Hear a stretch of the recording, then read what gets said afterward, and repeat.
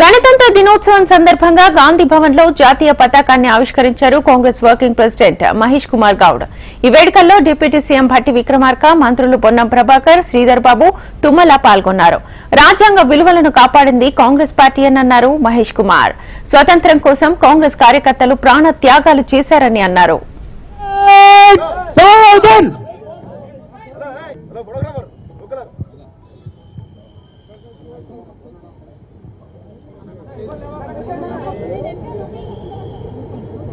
सलाम यादव जैसे गजगीत शुरू करेंगे.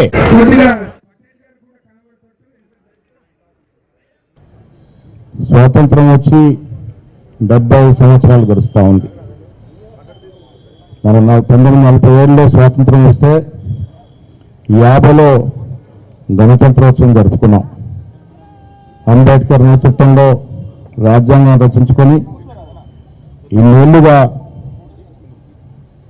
క్రమం తప్పకుండా రాజ్యాంగ విలువలను కాపాడుతూ ముందుకు సాగుతూ ఉన్నాం.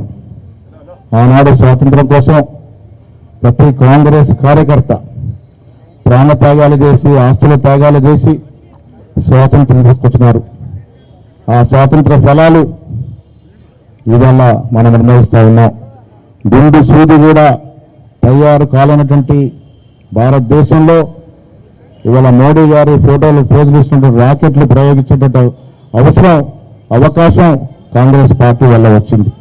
ఆనాడు దురదృష్టితో ఒక విజన్ ఉన్నటువంటి నెహ్రూ గారు, ఆ తర్వాత పట్టిన కలిగినటువంటి ఇందిరాగాంధీ వల్ల ఇవాళ ఎన్ని సాధించగలిగినాం.